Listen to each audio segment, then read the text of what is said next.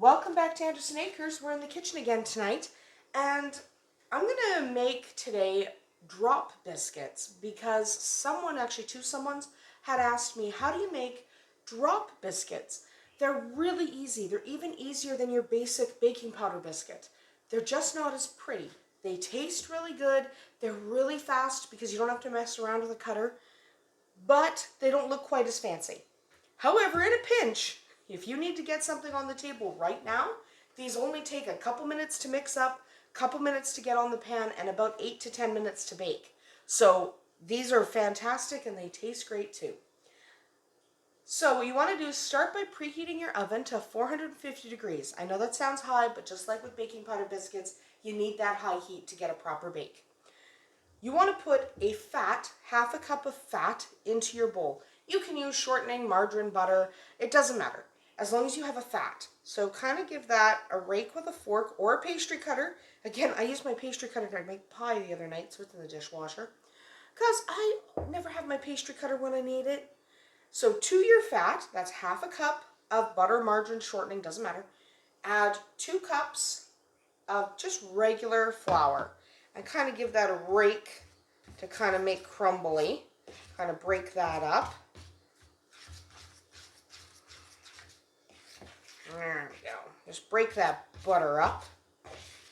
Or shortening or whatever you're using. It really doesn't matter that much. It'll change the flavor a little bit, but otherwise it doesn't matter. Okay. 3 teaspoons of baking powder. Go straight in. All the baking powder. Thank you. Okay, keep mixing that up. Now to this, you could add herbs and stuff if you wanted.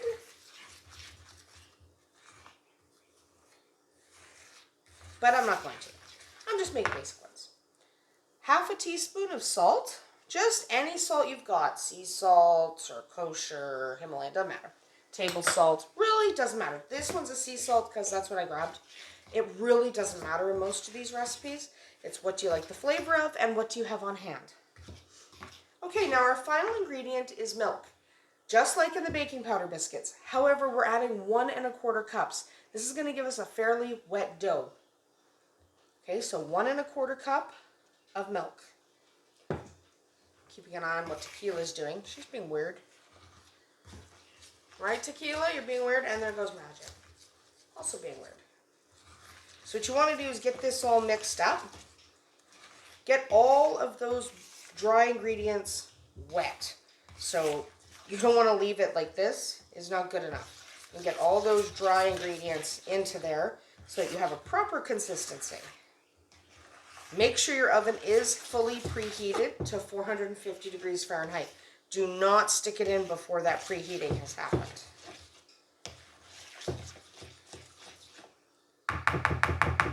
Okay. We do not need our fork anymore, or our pastry cutter if you were using one. So we'll just get rid of that. Okay? Straight that off the edge. I don't care. There we go. So you want to grab a pan. Now, like usual, I am using a copper liner that is non-stick. It is really important that you do something to make these not stick to the pan, because these will stick like there's no tomorrow. It's terrible. So you either want to grease your cookie sheet, spray it with a cooking spray, use a non-stick liner, do something, because they will stick like crazy. I'm using a liner, but you can, of course, just use a spray if you like. You probably have one. So now get yourself a decent-sized scoop, a scoop that holds 2 to 4 tablespoons of batter. I'm just using the scoop I use for rice. Scoop that in there. Pop that on a pan. Try to keep them fairly round so you don't end up with something super oblong. But again, it's not that big a deal.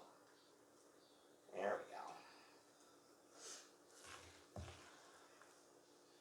And 3. Try to keep them the same size or not if you don't really care. They'll bake the same. Unless there's a huge size difference, they will bake up the same. So these will take 8 to 10 minutes in the oven at 450 degrees Fahrenheit. Okay, so keep an eye. They'll take at least 8 minutes. For some people, if they want them a little bit darker, you can go up to 12 to 15 minutes if you like something a little darker. And that's fine. But if you go longer than 15, you will burn them. Okay?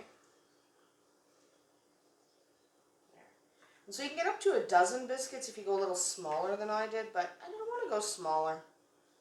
I did not want to go smaller. I like a nice big fat biscuit I can put clotted cream or jam on. If you haven't tried clotted cream on a biscuit or scone, you should, because it's so good. I didn't think it would be as good as it is, but it's really good. So if you get a chance to get clotted cream on a biscuit, it's so good. There we go. Clotted cream and a little bit of butter, or clotted cream with jam. Doesn't matter. Okay, so we're going to throw these in the oven for 8 to 10 minutes, and then we're going to start keeping a real close eye so they get only as dark as we want them to get.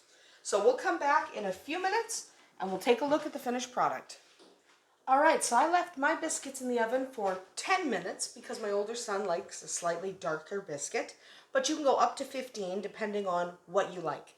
These are delicious, they're easy to make, and let them sit on the pan for 2 minutes before you take them off. And then when you break them open, look at how nice, and that's really hot still, but look at how nice and delicious that is. So try these at home, especially if you're in a rush, if you have a lot of people coming over and you forgot to make buns. You can throw together a drop biscuit really, really fast, but they're not just for that. They are just so delicious. They're excellent in the morning with clotted cream and jam, or even with just butter, peanut butter, whatever you like. These are really flavor neutral, so you can put whatever you like on them, and it goes perfectly. That's about it for us here today at Andersen Acres. We'll see you tomorrow.